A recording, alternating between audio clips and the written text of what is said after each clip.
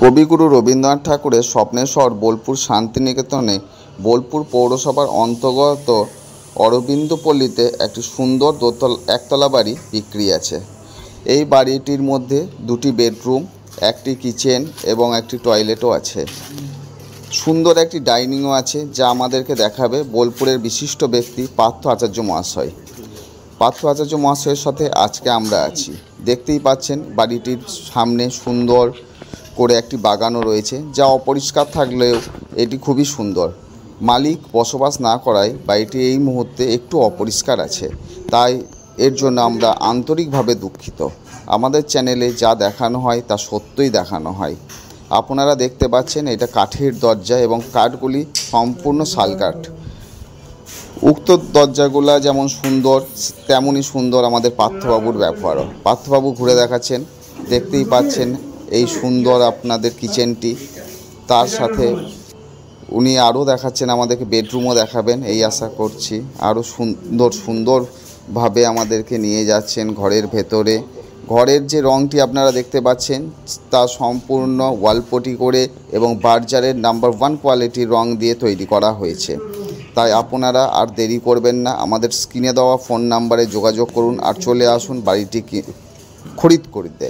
আমরা আপনাদের সঙ্গে থাকব এবং লিগেল সকল পেপার আপনাদের দেখাবো। উক্ত বাড়িটি বাস্তুযোগ্য, যা বাড়িটির ভেতরটি আপনাদেরকে সুন্দরভাবে দেখাবার চেষ্টা করছি।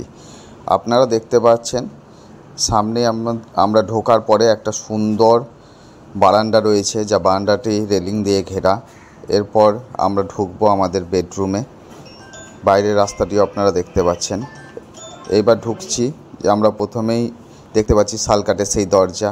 এটি একটি বেডরুমটিও খুব সুন্দরভাবে করা আছে, আপনারা দেখতেই পাচ্ছেন, তাকও করা আছে। এরপর আমরা আরেকটু এগিয়ে যাব।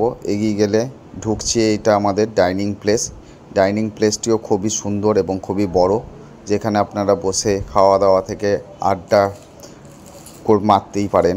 আর রয়েছে টয়লেটটিও দেখতে পাচ্ছেন।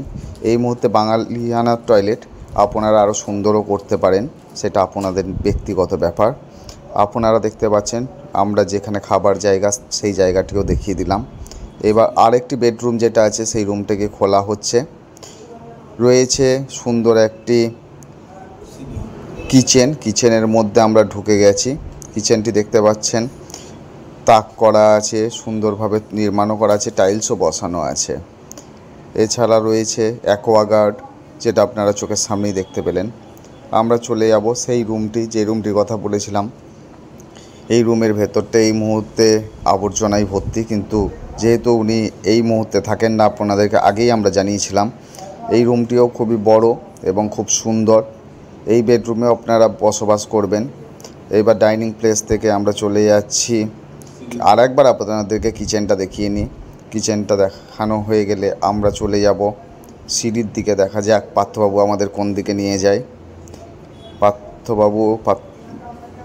পার্থবাবু এই মুহূর্তে আমাদেরকে নিয়ে যাবেন সিঁড়ির দিকে। দেখা যাক, আমরা যাচ্ছি। আর একটি বেডরুম, যে বেডরুমটি খুবই সুন্দরভাবে সাজানো রয়েছে, আপনারা দেখতেই পাচ্ছেন। এই বেডরুমটি আমরা প্রথমেও আপনাদেরকে দেখিয়েছিলাম। সেই বেডরুম থেকে বাইরে এলে পরেই আমরা আবার বাইরের এন্ট্রিতে চলে যাব।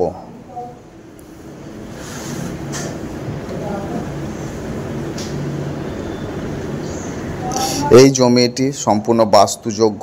এই জমিটির ওপর লোনও হবে।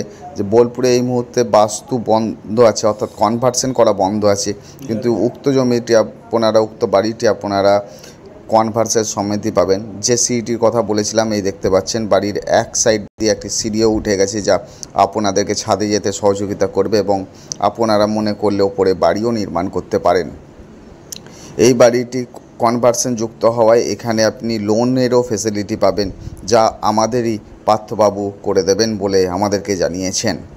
তাই আর দেরি করবেন না, স্ক্রিনে দেওয়া ফোন নাম্বারে ফোন করে চলে আসুন। এবং সবচেয়ে বড় কথা, আমরা কোনো বাড়ির ভিডিওতে কোনো রকম এডিটিং করি না, যা সত্য তাই আপনাদের সামনে তুলে ধরার চেষ্টা করি। আর দেরি না করে চলে আসুন। যদি আপনাদের বাড়িতে থাকার ইচ্ছা হয়, আপনাদের স্বপ্ন থাকে বোলপুর শান্তিনিকেতনে বাড়ি, তাহলে আমরা আছি আপনার সাথে। আপনাদের মাধ্যমেই আমরা